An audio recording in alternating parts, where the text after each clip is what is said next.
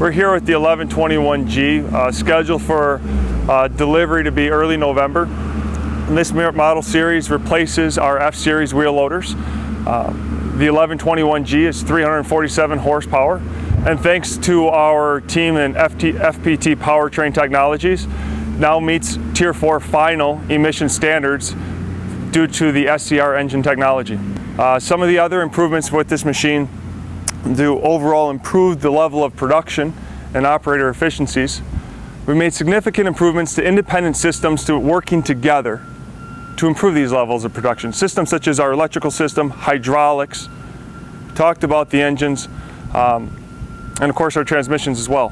When we look at our electrical system, when we get to the cab, significant improvements have been made with a new 8-inch high-resolution LCD monitor, providing information feedback back to the moderator, not only as far as the actual operating output of the machine, but also maintenance feedback, allowing the operator to have a full understanding of the overall, the performance of the machine.